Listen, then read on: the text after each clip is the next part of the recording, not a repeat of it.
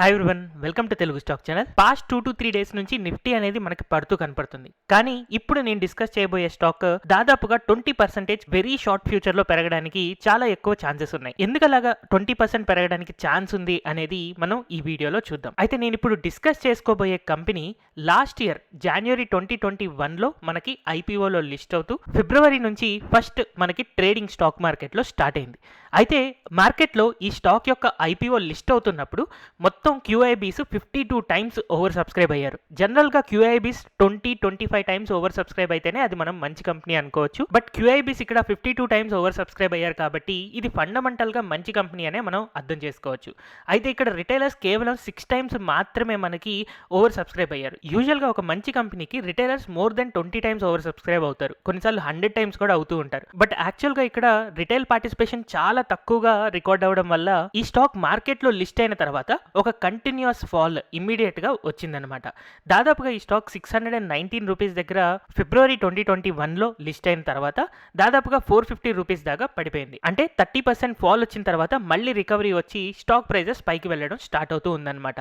అయితే recent time frame లో నేను 1 డే చార్ట్ లో గనక అబ్జర్వ్ చేస్తే ఈ స్టాక్ చాలా కాలంగా ఒక ట్రయాంగిల్ ప్యాటర్న్ ఆఫ్ కన్సాలిడేషన్ జరుగుతూ ఉంది. సో దానికి సంబంధించిన రెసిస్టెన్స్ సపోర్ట్ లైన్స్ నేను ఇక్కడ డ్రా చేశాను కదా. సో ఈ రెసిస్టెన్స్ లైన్ బ్రేక్ అవడం వల్ల మనకి ఇలాగా ఒక అప్సైడ్ మొమెంటం అనేది మనకు కనపడుతుంది. ఫస్ట్ ఈ రెసిస్టెన్స్ లైన్ ని బ్రేక్ చేసిన తర్వాత దాన్ని రీటెస్ట్ చేసి బౌన్స్ బ్యాక్ అవ్వడం మనకు కనపడుతూ ఉంది కదా. అయితే ఇక్కడే ఇంకొక చాలా మంచి అండ్ ఇంపార్టెంట్ ప్యాటర్న్ ని కూడా నేను అబ్జర్వ్ చేశాను. సో ఆ ఇంపార్టెంట్ ప్యాటర్న్ ఏంటి అనేది మీరు కూడా ఐడెంటిఫై చేయగలరేమో చూద్దాము. యూజువల్గా మనకి కప్ అండ్ హ్యాండిల్ ప్యాటర్న్ ఉంటుంది కదా. సో ఇలాగా మనం అబ్జర్వ్ చేస్తే ఇలా ఒక కప్ షేప్ ఫామ్ అయింది అండ్ అలాగే ఇలా ఒక హ్యాండిల్ షేప్ ఫామ్ అయింది. సో ఈ కప్ అండ్ హ్యాండిల్ యొక్క బ్రేక్అవుట్ రావడం వల్ల ఈ పర్టికులర్ స్టాక్ చాలా బాగా పెరగడానికి ఛాన్స్ ఉంది. యూజువల్గా కప్ అండ్ హ్యాండిల్ ప్యాటర్న్ యొక్క బ్రేక్అవుట్ కనుక వచ్చింది అని అంటే కప్ డెప్త్ ఎంతైతే ఉందో అన్ని పాయింట్స్ టార్గెట్ మనం యూజువల్గా తీసుకుంటూ ఉంటామన్నమాట. అయితే ఇప్పుడు మనం అబ్జర్వ్ చేస్తే ఈ బ్రేక్అవుట్ వచ్చిన తర్వాత రీటెస్ట్ కూడా జరిగి మళ్ళీ పైకి వెళ్తుంది కాబట్టి ఈజీగా ఈ స్టాక్ యొక్క టార్గెట్ 1151 రూపీస్ దాకా మనం అనుకోవచ్చు. యాజ్ ఆఫ్ నో 945 దగ్గర ఉంది అండ్ 1150 దాకా మనకి టార్గెట్ కనపడుతుంది కాబట్టి 20% ఈ స్టాక్లో మనకి క్లియర్ టార్గెట్ కనపడుతూ ఉంది.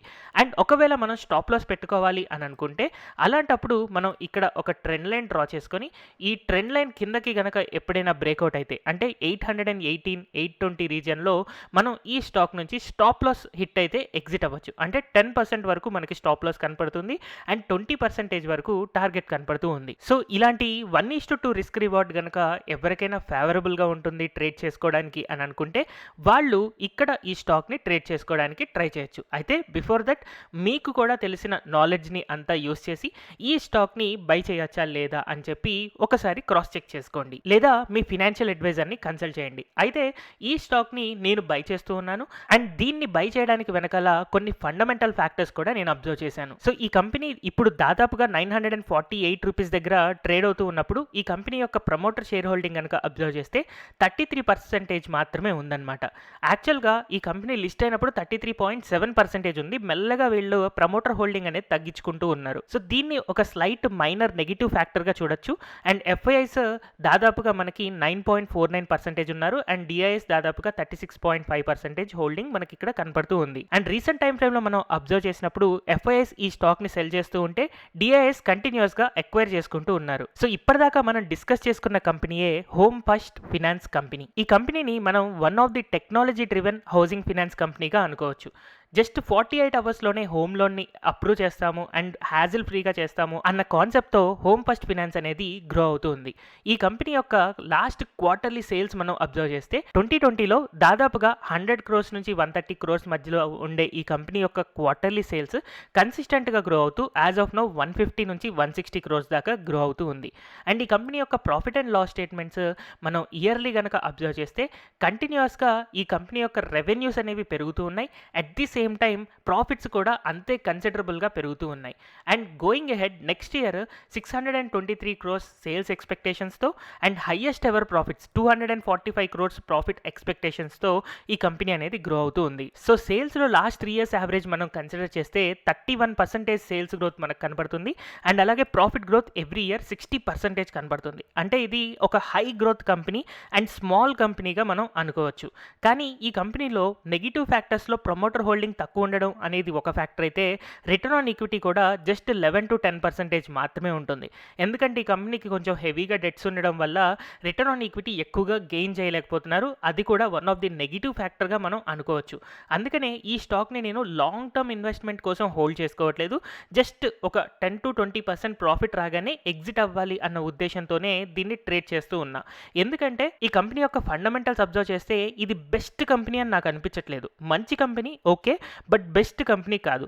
అందుకోసమే ఈ కంపెనీలో నేను ఎక్కువ ఇన్వెస్ట్మెంట్ లేదా లాంగ్ టర్మ్ ఇన్వెస్ట్మెంట్ కాకుండా ఓన్లీ ట్రేడింగ్ పర్పస్ మాత్రమే ఈ హోమ్ ఫస్ట్ ఫినాన్స్ని యూస్ చేసుకుంటూ ఉన్నాను. అయితే మీరు రీసెంట్ క్వార్టర్లీ రిజల్ట్ కనుక అబ్జర్వ్ చేస్తే లాస్ట్ క్వార్టర్లో 156 క్రోర్స్ రెవెన్యూకి 60 క్రోర్స్ ప్రాఫిట్ జనరేట్ చేస్తే జూన్ క్వార్టర్లో వచ్చిన రిపోర్ట్స్లో మనం అబ్జర్వ్ చేస్తే 169 క్రోర్స్ సేల్స్ అయినా కూడా కేవలం 51 క్రోర్స్ మాత్రమే ప్రాఫిట్ వచ్చింది. యాక్చువల్గా ప్రాఫిట్ డిక్రీజ్ అయింది. బట్ స్టిల్ స్టాక్ ప్రైస్ కనుక మీరు అబ్జర్వ్ చేస్తే ఈ క్వార్టర్లో రిజల్ట్స్ వచ్చిన తర్వాత చాలా ఫాస్ట్గా పెరుగుతుంది. ఎందుకు ఇలా ఫాస్ట్గా పెరుగుతుంది అని అంటే జనరల్గా కొన్నిసార్లు స్టాక్స్ నెగిటివ్ న్యూస్కి కూడా చాలా పాజిటివ్గా రియాక్ట్ అవుతూ ఉంటాయి.